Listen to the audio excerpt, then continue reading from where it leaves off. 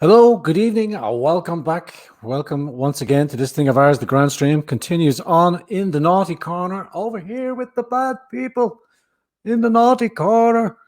Big shout out to you, those of you joining us afterwards, after the live edition. Those of you tuning in over on Telegram and on Facebook, greetings, welcome. Just going to try and chime in on Dave Cullen's eloquent presentation that just dropped there a couple of hours ago, Computing Forever. If you haven't watched it, I thoroughly recommend it for your viewing pleasure. Please do give it a swirl.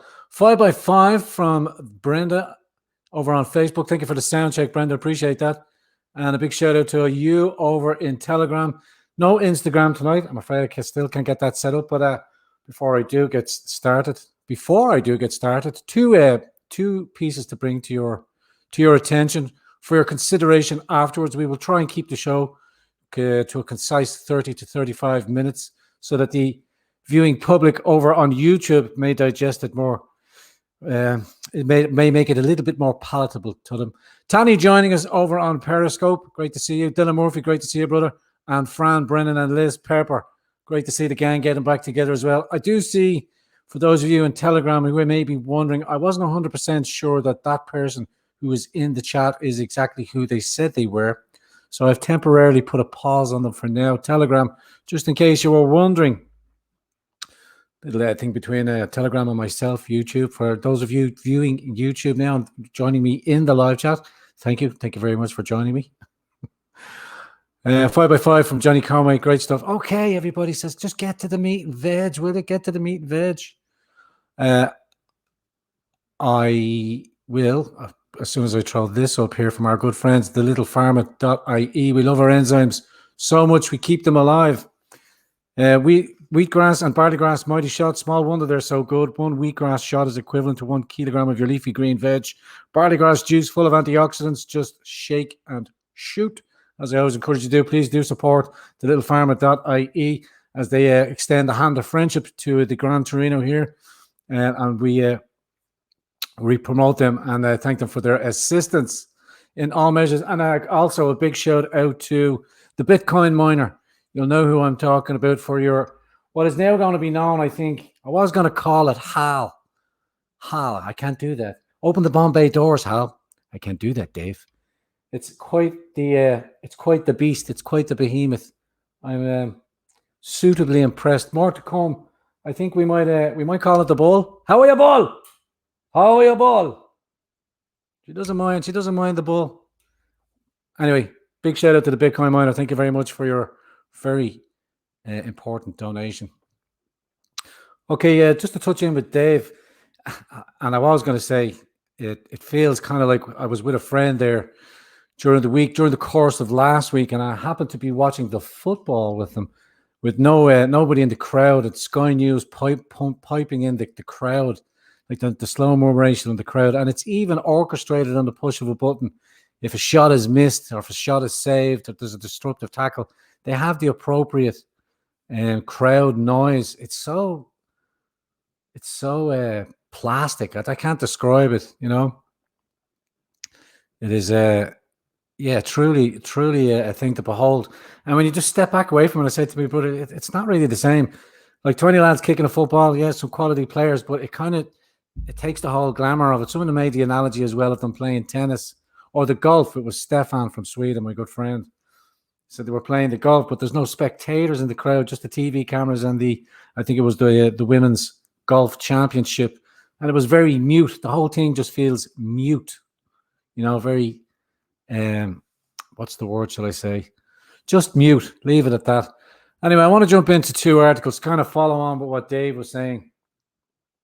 And in his thesis there, and I say his conclusion is that Ireland, because of Ireland's godlessness, is one of the contributing reasons why we find ourselves here in the Republic of Ireland and our part in this global push out of top-down authoritarian control, as Dave eloquently lays it out, and so many other YouTubers and so many other great content creators as well.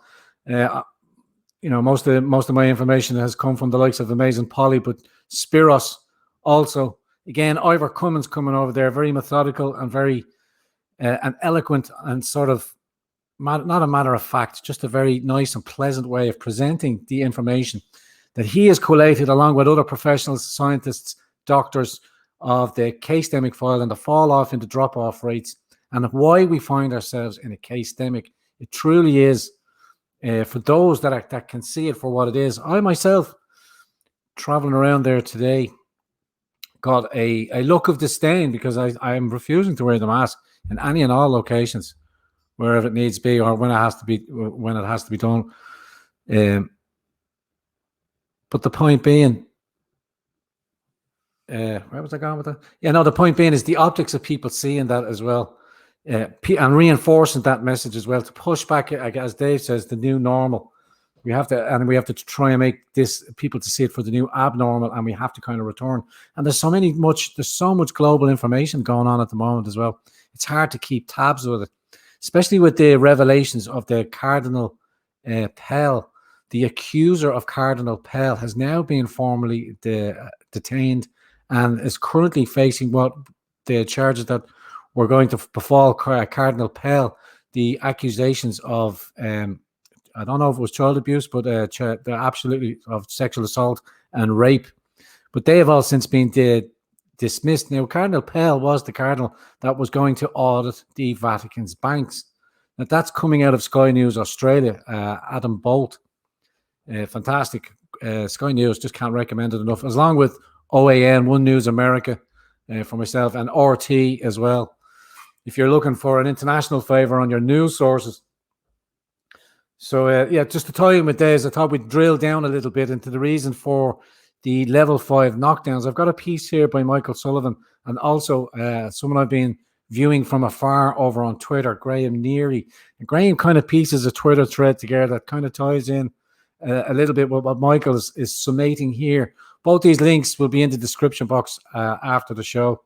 I'll leave them in the description box. Yeah, I'll fire them over there now. For those of you in over with me on Facebook there at the moment. Melissa, great to see you, and Jackie Doran as well. I will drop the link out to both these now because you'll receive them. Also Periscope, like we used to do in the old days before when we had the real live crew. Great to see Margaret over there in Telegram. Also Stargale D, Antoine O'Brien, and Dylan Murphy, to name but a few. Dayon just jumping in as we speak. Great to see you there, sir. Or ma'am. It's ma'am, sir. It's ma'am. Okay, this free press here is just gone into the Facebook. That'll also be there on Facebook. Why not try and join us over there? In the meantime, as we see out our sentence here on the naughty step, let me bring this first article and we'll get straight into it.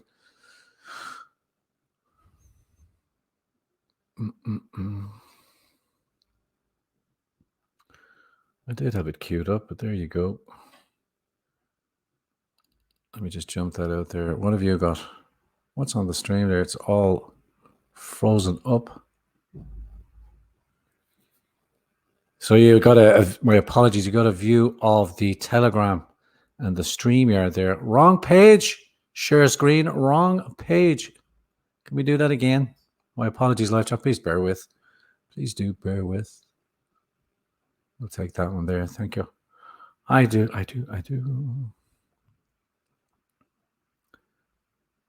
Yeah, so Michael writes, level 5 lockdown, 4 reasons why NPHET wanted for 4th of October 2020. Sunday night, the 4th of October, the Knights of NPHET have characteristically dropped another bombshell on an unsuspecting public. NPHET are supposed to be Ireland's national public health emergency team, set up in response to the coronavirus scare as a subsidiary of Ireland's Health Service Executive, the HSE.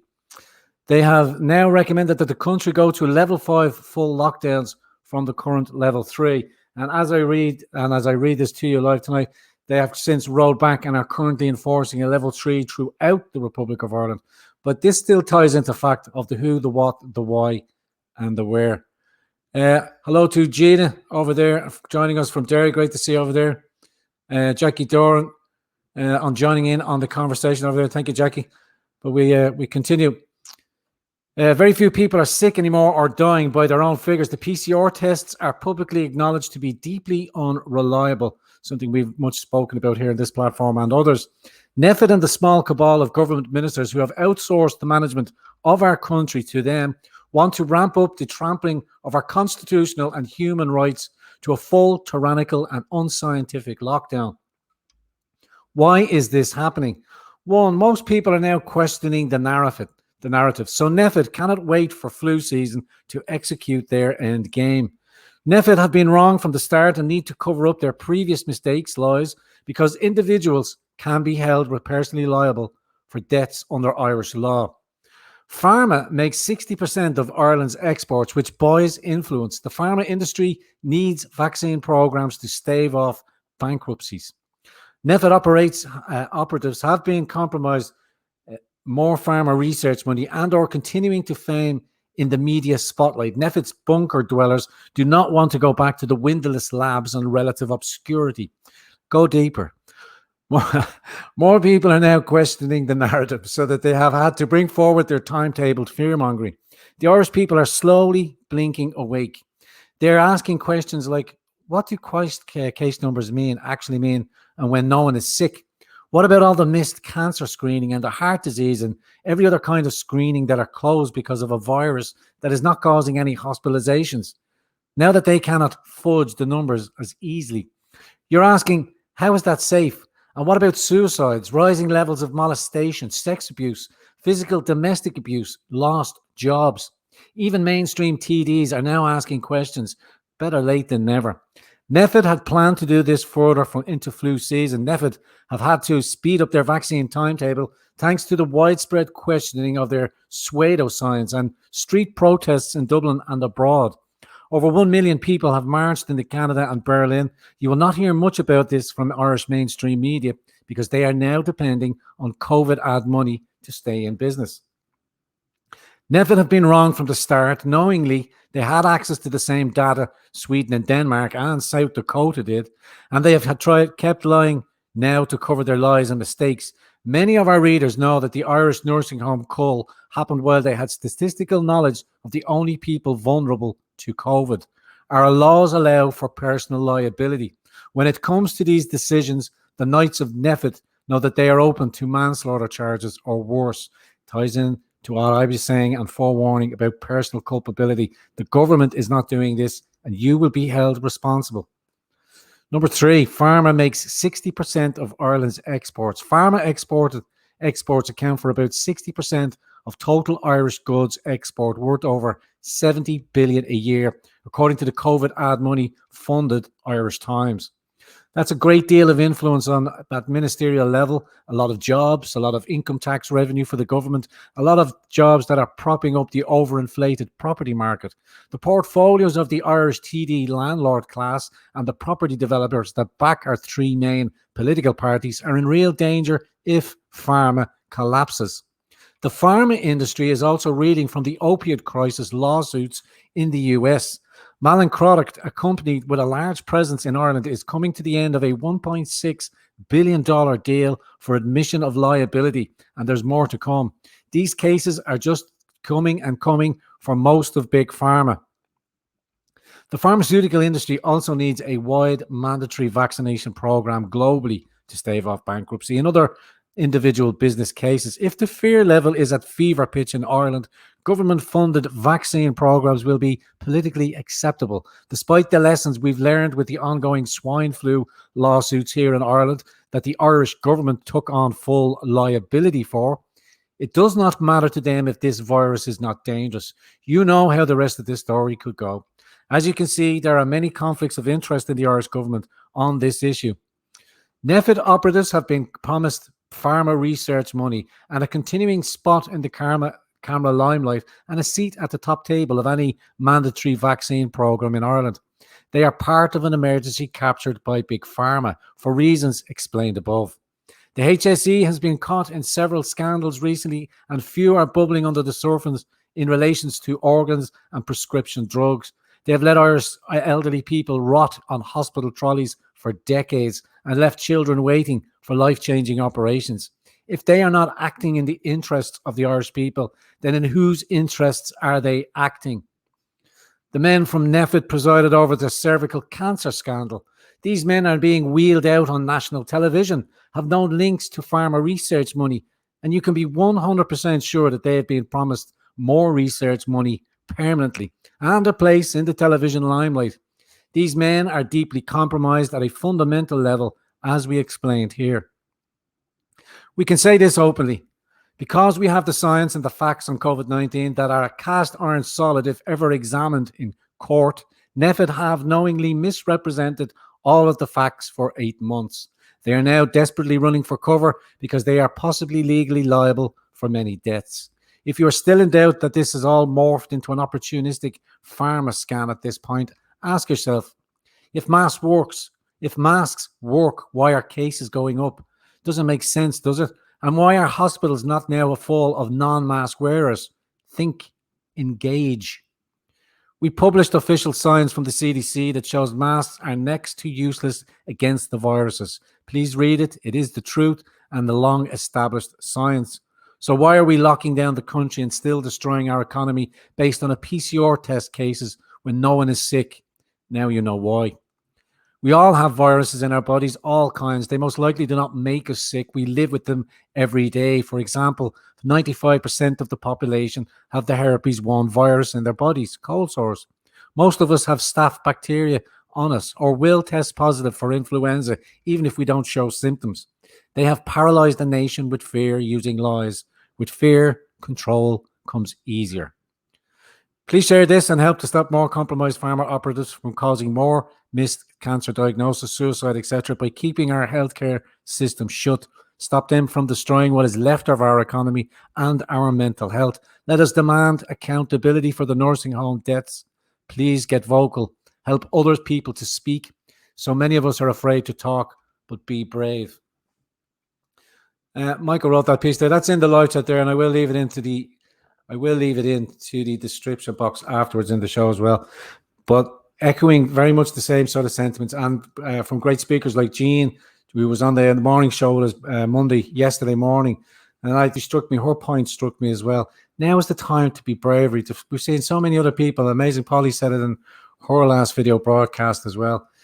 Now is the time. I've said this. Now is the time to speak up, because in the future, when it does get a little bit more trickery, or the rhetoric or the authoritarian control comes down full stamp, as the middle class is decimated, small businesses are wiped out, and it's top-down elites talking about, and then equal poverty for the rest of us. However many of us they have allowed to allow us to live here in equal poverty. That is the trajectory. And I say that on the back of also Dave's post, is because the future is not written as well. We also have the opportunity to change it in our direction, to seize, as a good friend of mine so succinctly put it, I should say, that we're in the process now of one institution, the old oligarchy, maybe the old oligarchy of the permanent government in our region here in the Republic of Ireland, handing over the reins to the new powers that be in the realms of government. But we as nationalists, as a nationalist organization, have this opportunity to take the baton in midst, as it's being passed over. We can seize and grab the baton. JB will tip me a note for the week for him mentioning that. But it is an opportunity. But that process is going to take the numerous amounts of years, 3, 4, 5 years, up to 2025, when we come to some sort of conclusion, and then we aim for 2030. In the meantime, I suggest that we build and get behind one brand. We've seen the fracture over last weekend with the Yellow Vest Health Freedom Ireland, the numbers that they're on this open sort of high emotional conversations going on in the ethos. But the one political entity that stands in favour for us all to unite, and the one only effective tool that we should be building and working towards, is the National Party. The only one out there calling for the border control and immigration stance on things that we know and want. But they also have some things that many people can't get on board with, that can be rationaled and worked out in the melee, because we have got the coming years, months ahead of us in the political sphere. In the culture war, I'm not so sure in the immediate future. If enough people don't check their epistemology, if they don't come to their own reasoning, and a significant portion of the population says, "Oh, I don't acquiesce. I don't I don't consent to what you're doing, and I'm not carrying on about my business as a free man under the Constitution. We do live in a republic that is guised under a Constitution, but it's being swept aside under the assaults, as Dave said on his broadcast, with the forced of the abortion, because it was not only the abortion that was brought in, there was other changes to the Constitution that were made as well. And we can track it back to financial tax contracts between same-sex genders that could easily be facilitated in a tax document that didn't need to be equated to the marriage law equality, and it's not as antiquated as you might suggest and think that it is. It helps maintain the traditional family unit, and the traditional family unit is what builds the next generation at its very core. Anyway, I waffle on.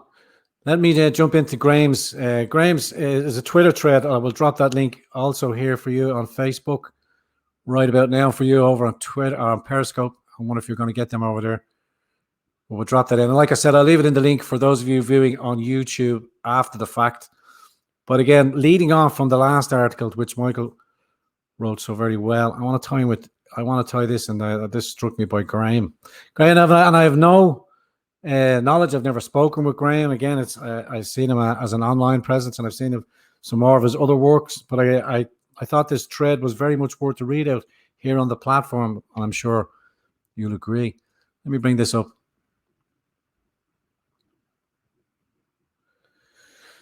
Again, you'll find Graham's Twitter thread here over on his Twitter account, and I've dropped the link into the Facebook page there, and also on Telegram. I'll drop that over there as well. Sorry about that, folks. I do apologize. I forgot about you. You're the new live chat. Live chat, we miss you. Oh, yes, we do. Okay, and I'll finish off with this article, then we'll sign off. We're coming up onto the 22-minute mark. From Graham Neary, if you ask your barber whether you needed a haircut, would you expect an unbiased answer? And what would you expect if asked the vaccine industry whether the world needs more vaccines? Would they say no? It's time to spill the beans with a thread. Strap yourselves in. Never ask a barber if you need a haircut. Warren Buffett. A few disclaimers. Firstly, believing things are in your economic self-interest doesn't make you a bad person. It's a completely normal. Like millions of others, I would benefit financially from the scrapping of the COVID-19 rules. I have no hesitation in acknowledging that. But what about the experts who hype the risks from COVID-19? What if they might benefit from the fear they generate? We should still trust that they act in good faith, and we should recognize their expertise. We recognize our barber's expertise in cutting hair, after all. Oh, very funny. The people I'm about to review are all brilliant minds with illustrious careers and countless valuable achievements. All I'm saying is, let's be realistic about their incentives. Here's some information on COVID-19 experts you often see in the Irish and sometimes UK media. Professor Luke O'Neill. O'Neill is a chair of the biochemistry at TCD.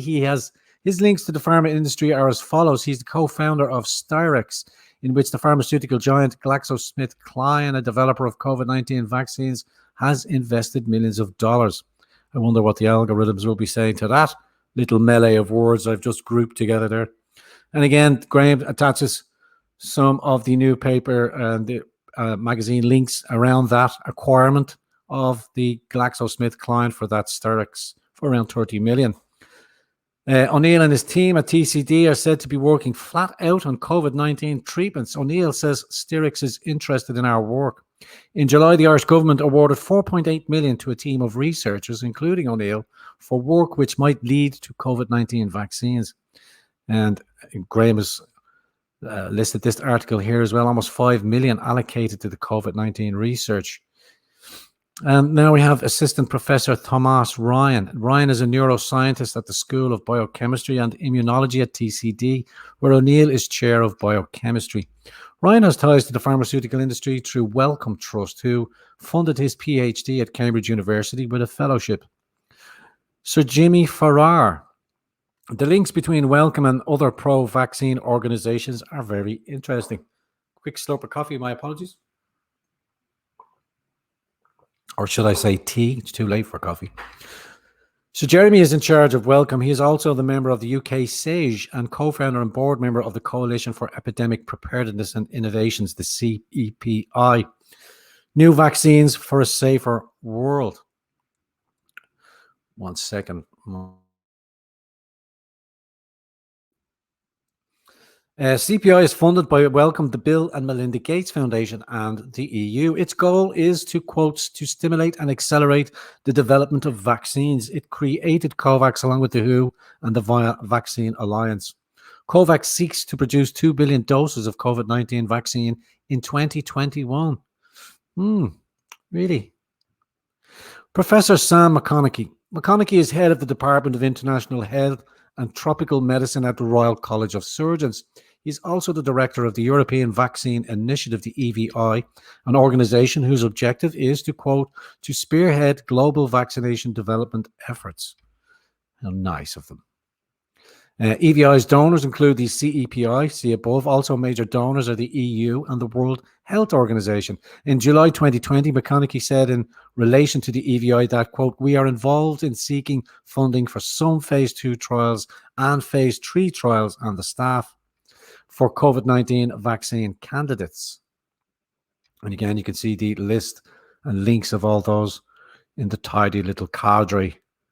Professor Jerry Killian. Killian is the AXA Research Chair in Applied Pathogen Ecology at UCC. He spent many years in Africa studying malaria. In 2005, he was awarded the Wellcome Trust Fellowship to assist this research, and he has turned sponsorship applicants for these fellowships. Professor Kingston Mills. Mills is Professor of Experimental Immunology at TCD. He has said that the vaccinating the entire Irish population is needed to generate herd immunity for COVID-19. I beg your pardon, sir. I beg your pardon, sir. In 2016, Mills began work on a €28 million project to find a vaccine for whooping cough. Patricia Kearney of the COVID Zero campaign received a Wellcome Trust Fellowship back in 2003, and Gabrielle Scally, also promoting COVID Zero, has been funded by the Wellcome Trust and employed by the World Health Organization. Top World Health Organization donors include Bill and Melinda Gates Foundation and the Vaccine Alliance. Graham also attaches the top 10 contributors to the World Health Organization as a by the United States, heavily funding them, even though they have cutting back on funds. Then as a United Kingdom in second place, and then third place is the Bill and Melinda Gates Foundation, and then Gavi, but I would suggest that number 3 is funding and bankrolling the majority of it all. Conclusions, Graham's conclusions. No hard conclusions this time, I'm afraid. Instead, I'm going to offer you some advice. As you sit in the ruins of your economy and your formerly free society, and you wonder what comes next, apply some Roman wisdom and ask yourself the question, cui bono? The famous Lucius Cassius, whom the Roman people used to regard as a very honest and wise judge, was in the habit of asking time and again, to whose benefit? Marcus Tullius Cicero.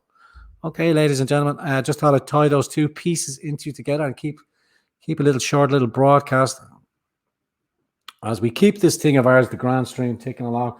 Not much to report on. As I said, there's an event happening this Saturday. I hope to see you down there outside on Kildare Street. And as I speak on that, I see that there was a newspaper article over here. I don't have it drawn up, from the Examiner, already preempting or persuading, as I like to say, that the Gardaí feared that there might be some violence at the weekend's protests. I don't understand. Thank you, Margaret.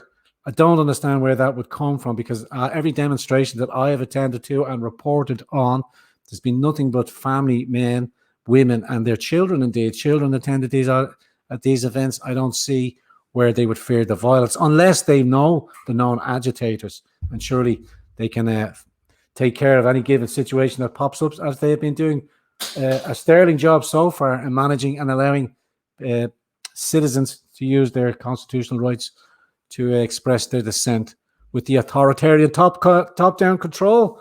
You can stick your world flu virus up your ass. You can stick your world flu virus up your ass. You can stick your world flu virus. You can stick your world flu virus. You can stick your world flu virus up your ass. Join along, everybody. That's you over there as well. Light chat, keep going. Okay, like chat, coming up to a nice little 30 minutes. I thought those two articles tied in nicely together. Lay them on the back of what Dave has just rolled out there on a great presentation as well. And just kind of that ties it up on a macro scale for everybody. Appreciate that, Stargirl D. And to you, Keisha, great to see you over there as well. And Fran Brennan, nice to have a little bit of an old giggle. Let's just have a bit of crack. August Kjol. As I said, future's not written. It's a possible land. They have laid out their plans. They have been rolling this. I've seen this in many of the company publications that I was employed for, all speaking about the sustainable energy drive. It was in, I won't name the names, but anybody that was tied in or had that in their rhetoric of the mission statement, and the global initiative on sustainability, they were all tied in to the globalist agenda, formulating and bubbling that idea in their workforce so that it would permeate through and tie in with the climate change Nazism that we're expected to be waylaid upon us. But again, all is not lost. We still have that opportunity to rob the baton from their hand and invoke a nation state.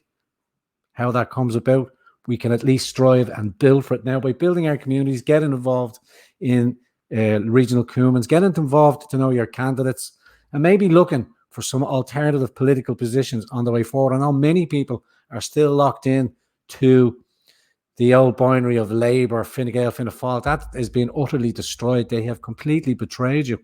And I'll go so far as all the main groups, the others have lied to you, saying that they were one thing, pretending to be one thing, and have quite clearly stepped in line behind the new global world dominance that they wish to be a part of.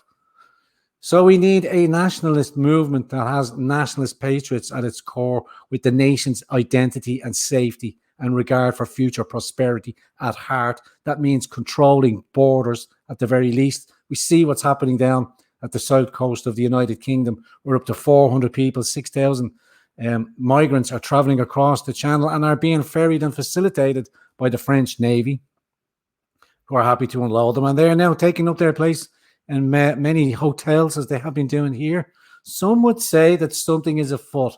I would expand on Jean's words yesterday morning when she said, we must come to the realization that something untoward is happening. It just doesn't feel right. Let us not forget to whose benefit. And I suggest these people that we have spoken about in these two articles that Graham and Michael have so nicely tied together for us, we might hold them to account what that entails. Let's come down on a Saturday. Let's all discuss and meet in person on Saturday outside the Doll. Nikki throws out a suggestion there as well. We have our very own swamp here as well. Carol, before I let you go as well, you can stick your new old odor up your ass. You can stick your new old odor up your ass. Come on now, lads. I mean that, lads. Come on. Everybody get on board. Maureen says, yeah, the great reset. As Dave said, that's what they're projecting. That's what they're to try. I will expand on the money theme on a video that I dropped that I did with a couple of spanner monkeys, expanding on the idea of money and how we view money. But if we have to come to our understanding of using a scarce commodity such as cryptocurrency in a alternative outside the system, shall we say, separate community from the panopticon that is being again reinforced and built right in front of our very eyes, we can step aside. But I fear for the worst if Loud is sold to China and 500 people are placed in an ethno state within our own boundaries. How is that going to work out, Civ nationalists? Are we going to do that? I don't know. I've had enough. Live chat, you've been fantastic. That's enough for me. Enough messing, enough nonsense. As I said, I want to keep the broadcast short and sweet. With that, thank you very much for your company tonight. Don't forget, press that like button, also the subscription button if you haven't done so already and you're new to the show.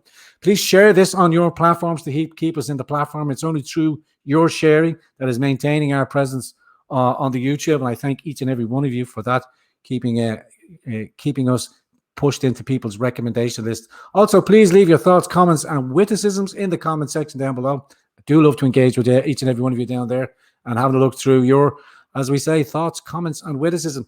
Now more so than ever, the channel is deplatformed and demonetized. We rely solely on your benevolence, and to all of you that have stepped up and are continuing to do so, us really appreciate that. Much respect.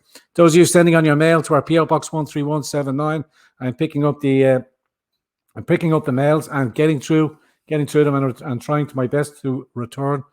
But I appreciate all that. Also, please don't forget, join in the conversation over on Telegram. Appreciate that, Margaret Rooney and Stargirl D. Dave McC over there. Absolutely. Co-op banking as well, Dave McC. Dolores Cahill's got some fantastic ideas on how we can separate ourselves from central banking and create local community banks like we used to have that can know in each one of their debtors and creditors individually and build up a relationship, not these corporate entities that just print the money, as the money machines are going into overdrive at the moment with the great wealth transfer that is the Great Reset. Okay, I think you've seen the Telegram app there long and dearly enough. Live chat, no roll. Quick roll call for you over here, Margaret Rooney, Stargirl D, Mary Conley, to name but a few. What have we got over on Facebook? Big shout out to you. Thank you for joining me over to you. Fran Brennan, Melissa, Liz Pepper, Jackie Doran, and Ian Botherham. Thanks, Bray. I appreciate that, brother. Thanks for joining me over there. And for those of you now joining me over on YouTube, I'd say a cheerio to you. I miss you, live chat. I really do. It's like watching the football where they pipe the fucking crowd noise in. It's just not the same. I miss the team. Let's get the gang back together. See you later. See you in the morning. Oos.